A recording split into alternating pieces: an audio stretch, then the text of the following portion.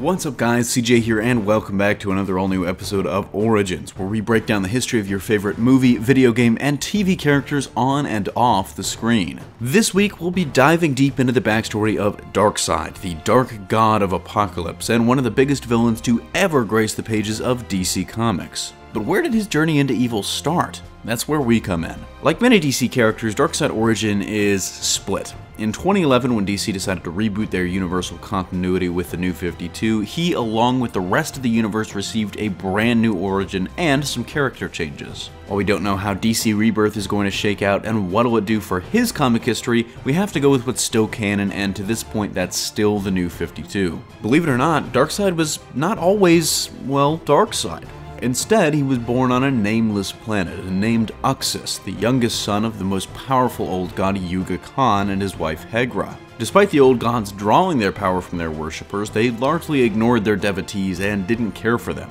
Feeling spited by what was largely a miserable existence, Uxas began a revolution against their tyrannical rulers. Believe it or not, his campaign was actually very successful. Fighting alongside his older brother Isaiah, they successfully slew many of the old gods, with Uxas claiming their power for himself and continually growing stronger as more and more fell. Eventually, their own father came to try and stop them. Resurrecting many of the old gods that had fallen in battle using the anti-life equation, Yuga Khan was actually slain by Uxas, who claimed his power for himself, christening himself the new god Darkseid. Isaiah also gained power from this revolution, becoming a new god in his own right. Confronting his bloodthirsty and cruel brother, he argued that they should join forces and usher in a new age for their people. Instead, Darkseid destroyed their planet, leaving the two of them the only survivors. Many years passed, and Darkseid consolidated his power, creating the fiery planet city of Apocalypse, which would become his headquarters. Isaiah, now known as Highfather, founded the competing planet of New Genesis, beginning a long-spanning war between the two.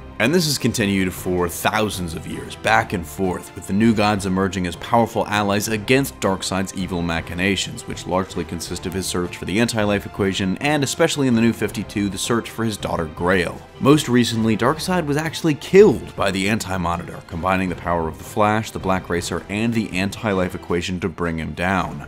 However, he was quickly reborn after the newborn child of Superwoman and Earth-3 Alexander Luthor both absorbed the Omega effect and the anti-life equation at the same time. The child was separated from the anti-life and taken in by Grail, who's raising baby Darkseid and feeding him the power of old gods to return him to his former malevolent glory. Darkseid is an incredibly powerful being with a host of notable abilities. First and foremost, as a new god, he is incredibly strong, with strength rivaling even Superman's.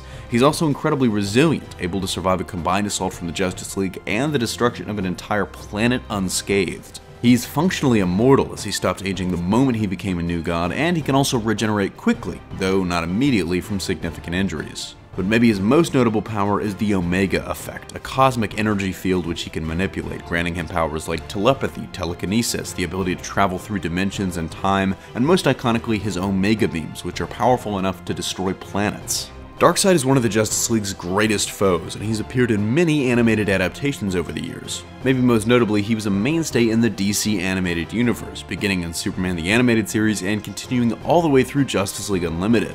But despite being a prolific villain in comics and on the small screen, he hasn't actually made a film appearance to date. However, his presence is definitely felt in the DC Extended Universe, and his uncle Steppenwolf will appear to battle the Justice League in that film later this month. As for some recommended reading, I highly recommend 2008's Final Crisis miniseries from Grant Morrison, and also Paul Levitz and Keith Gibbons' Legion of Superheroes Great Darkness saga from 1989. For recommended viewing, I highly recommend the Superman the Animated Series 2-episode arc Apocalypse Now and Justice League the Animated Series 2-episode arc Twilight. That's going to do it for me here though. Thanks for watching. Don't forget to smash that like if you like what you saw, subscribe for more great content every single day, and consider turning on your notifications to be alerted every time we upload a new video. For more content, check out our website at hybridnetworkyt.com, and if you love HN and want to take your support to the next level, consider donating to us on Patreon as we strive to bring you the best content possible. Signing off, this is CJ, and I'll see you next time.